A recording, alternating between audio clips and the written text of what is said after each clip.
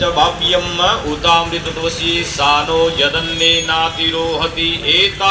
आशीर्वाद वचनों से हमें शुभाशीष दें। सर्वप्रथम गुरु चरणों में नमन करता हूँ। आज यहाँ विराजमान मेरे पिता के समान, भाजपा के वटवृक्ष के समान पूर्व राज्यपाल प्रोफेसर गणेशी लाल जी, छोटी बहन जिला अध्यक्ष निताशा सियाग जी और 400 पार अब की बार मोदी सरकार के सारथी, सिरसा के सारथी भाई अशोक तंवर जी और आज सभी भाजपा परिवार के मेरे सदस्यों, आप सभी को मैं बहुत बहुत बधाई देता हूं आज के उद्घाटन इस अवसर पर जो सभी आज यहां पहुंचे हैं। भाजपा के परिवार साथियों, ज़्यादा बात करने की जरूरत नहीं है क्योंकि आज ऑफिस का उद्घाटन है, बहुत मौके मिलेंगे बात करने के। लेकिन मैं आपको एक ही बात कहूँगा कि ये चुनाव हमें अपना चुनाव, जैसे हम सरपंच का चुनाव लड़ते हैं, मेंबर का चुनाव लड़ते हैं, एमसी का चुनाव लड़ते हैं, इस चुनाव को हम ये समझकर लड़ेंगे तो अवश्य हम 6 लाख से पार जीतेंगे, ये कोई रोक नहीं सकता।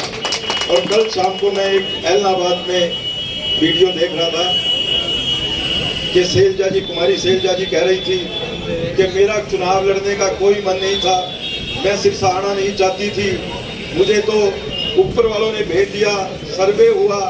अरे जो पार्टी सर्वे कराएगी वो तो दिखाएगी, तो जो चुनाव लड़ने आया है वो ये बात कहता है कि मुझे तो आने की जरूरत नहीं थी सिरसा में, मेरा मन नहीं था, तो वो हमारा क्या करेगी।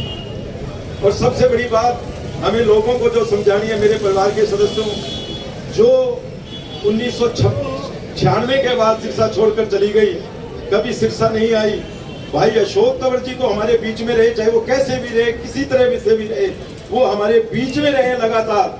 और वो तो आप कहाँ की कहाँ अम्बाला चली गई। उसके बाद फिर जब देखा अम्बाला वालों को धोखा दे दिया तो वो फिर सिरसा आ गई। अरे सिरसा वालों ने क्यों भगाया था उसको? क्योंकि वो सिरसा वालों को धोखा देती थी, कोई काम नहीं करती थी, इसलिए सिरसा वालों ने भगाया कि अब की बार तू बहुत बुरे तरीके से हारेगी, तो वो अम्बाला चली गई सबको। क्योंकि हरियाणा के जो लोग हैं वो बहुत समझदार हैं, सीधे साधे लोग हैं, उनको बेवकूफ बनाने के लिए अम्बाला चली गई। अब उसने देखा कि वो पीरियड निकल गया, अब अम्बाला में नहीं जीत पाऊंगी, तो फिर सिरसा आ गई। और सिरसा के लोग बहुत समझदार हैं। मेरे परिवार के सदस्यों, भाजपा परिवार के सदस्यों, हमें अब की बार ऐसा करना है कि वो कभी यहाँ सिरसा की तरफ या अम्बाला की तरफ या हरियाणा की तरफ देख भी ना पाए। हमें उसको इतने वोटों से आगे भेजना है। लेकिन ये चुनाव जब तक हम अपना चुनाव नहीं समझेंगे तो हमारा चुनाव भारी मतों से आगे नहीं निकलेगा। तो मैं इसके साथ ही आप सभी को बहुत बहुत बधाई देता हूं और धन्यवाद करता हूं सभी भाजपा परिवार का। और भाई अशोक तंवर जी को आने वाली 25 तारीख तक हमें दिन रात करके मेहनत करके यहाँ से कामयाब करके सारथी बनाकर मोदी जी का भेजना है। धन्यवाद। जय हिंद, जय भाजपा।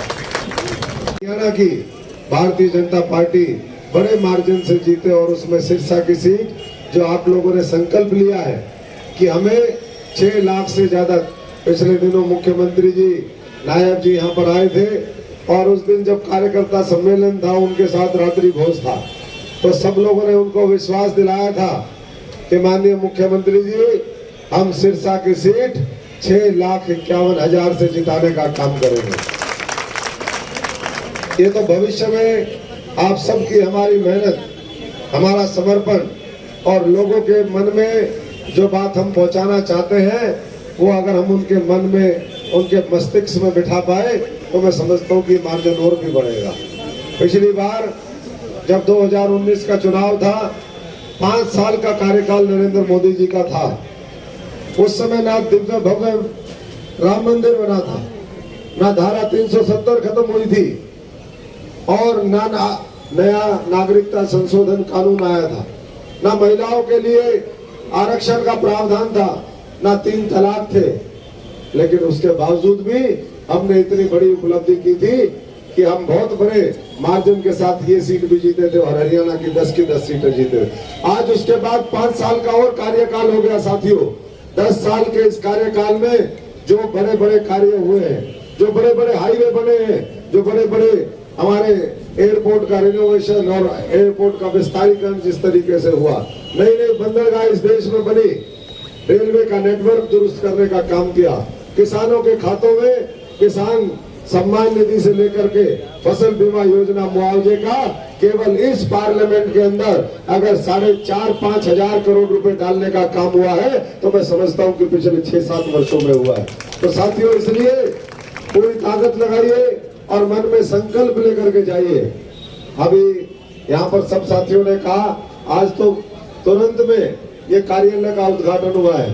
कल हम चौकटा में थे, उसके बाद एकदम अचानक चर्चा शुरू हुई और ये तो जल्दी जल्दी हमने तैयार करवा दिया। ये जो ऑफिस है, जल्दी स्ट्रक्चर तो खड़ी थी, लेकिन रातों रात भारतीय जनता पार्टी के साथियों ने मिलकर के जो हमारा मजदूर वर्ग है, कमेरा वर्ग है, उसके साथ मिलकर के देखिए कैसा दिव्य और ये पूरा भव्य ये यहाँ पर ऑफिस खड़ा कर दिया। तो जब रातों रात आप इस तरीके से कर सकते हैं तो मैं समझता हूँ कि आने वाले तो आज केवल और केवल शहर के और कुछ जो हमारे जिम्मेदार साथी हैं वो बुलाए हैं, लेकिन 4 तारीख को हम सब लोग मिलकर के नामांकन दाखिल करेंगे। नामांकन दाखिल करना एक चुनाव की महत्वपूर्ण प्रक्रिया है। मैं तो सब साथियों से ये आह्वान करूंगा कि पीछे हमारे पार्टी के राष्ट्रीय उपाध्यक्ष सोदान सिंह जी आए हुए थे और जिस दिन परसों की बात है, रात की आदरणीय गणेशी लाल जी के प्रतिष्ठान पे वो पहुंचे थे। सारे कोर कमेटी की मीटिंग थी, हमारे शक्ति केंद्रों के प्रमुखों की मीटिंग थी, जो और महत्वपूर्ण पदाधिकारी वो सब लोग वहां पर थे। और उस दिन ये चर्चा आई थी कि हमें, क्योंकि भारतीय जनता पार्टी हवा में नहीं है साथियों, ये जमीन पे है, ये गांव में है, ये गली गली में है, ये लोगों के दिलों में है। इसलिए हमें जो मोबिलाइजेशन करना है 4 तारीख के लिए वो हर बूथ से करना है, क्योंकि भारतीय जनता पार्टी का एक कार्यकर्ता की मेरा बूथ सबसे मजबूत, मेरा बूथ सबसे मजबूत, मेरा बूथ सबसे मजबूत। तो साथियों, हमें हर बूथ से कम जो है 10 साथियों को उस दिन लेकर के आना है। और हमारे संसदीय क्षेत्र में कितने बूथ हैं? 1978। हाँ, 1978। जी जी, तो टोटल मिलाकर के करीबन 1900 के आसपास हमारे बूथ हैं। तो आप अंदाजा लगा सकते हैं कि जब हर बूथ से उतना संख्या आनी है तो सिरसा और आसपास के जो इलाके हैं वहां से और एक बड़े टारगेट के साथ हम सब साथी नामांकन भरने के लिए चलेंगे। तो आज ये मीटिंग, ये कार्यालय उद्घाटन तो है ही, लेकिन उसके साथ साथ हमें 4 तारीख का जो मोबिलाइजेशन करना है उसकी भी ये मीटिंग है। मैं सब साथियों से अनुरोध करूंगा कि आज के बाद, क्योंकि कार्यालय पार्टी का जिले का कार्यालय तो था, लेकिन चुनाव का कार्यालय सब साथियों का मानना था कि बाजार के बीच में होना चाहिए, जहाँ चहल पहल लोग वहां पर आए और सारी चीजें चर्चा करें। तो आज से आपको एक नया चुनावी कार्यालय भी मिल गया और इसको एक केंद्र के रूप में, जहाँ से हमारा पूरा फीडबैक आए, जो पार्टी का आदेश आए, पार्टी की गतिविधियां हो, यहाँ से वो पूरी इंफॉर्मेशन हर बूथ तक, हर गांव तक, हर हमारे साथी तक, पार्टी के समर्पित सिपाही तक पहुंचे। इसका मैं समझता हूँ कि मुख्य केंद्र आज से ये कार्यालय होगा। इसलिए इसके साथ साथ और जितने भी हमारे कार्यालय खुल रहे हैं, कल हमने चौकटा में कार्यालय खोला है। 1 तारीख को हमारा रतिया का कार्यालय शुरू होगा। 1 ही तारीख को, जैसे ये है, क्योंकि चुनाव का मुख्य कार्यालय लोकसभा का एक होता वो ये है, लेकिन एक बड़ा शहर डिस्ट्रिक्ट हेडक्वार्टर फतेहाबाद है, तो वहां भी हमारा कार्यालय खुलेगा साथियों। और वो कार्यालय ऐसा है कि जिसने उसमें से चुनाव लड़ा है वो 100% जीता है। आज तक जिसने भी उसमें से चुनाव लड़ा है, तो ये भी परमपिता परमात्मा की कृपा है कि वो जगह हमें मिली है। ये तो नई जगह बनी, हमने अनुरोध किया विजय जी को, हमारे और साथियों को भी, भाई यहाँ इस तरह की जगह मिल जाए, तो ये यहाँ शुरू हो गया। तो 4 तारीख को सुबह 10 बजे हमें सब साथियों को नेहरू पार्क इकट्ठा होना है। फिर वहां से जुलूस के रूप में हम निकलेंगे। वो सारी चीजें आप सब साथियों को अवगत कराई जाएगी, कैसे कैसे वो करना है। अभी हमारे भाई यहाँ पर सुनील बामनिया जी कह रहे थे कि दूसरी पार्टियों के उम्मीदवारों को 15 दिन लगे निर्धारित करने में। अरे ठीक लगाओ सुनील भाई, 15 नहीं, आपने तो उनको कम कर दिया, 45 दिन लगे। आपने तो सीधा 1/3 कटौती कर दी उनकी।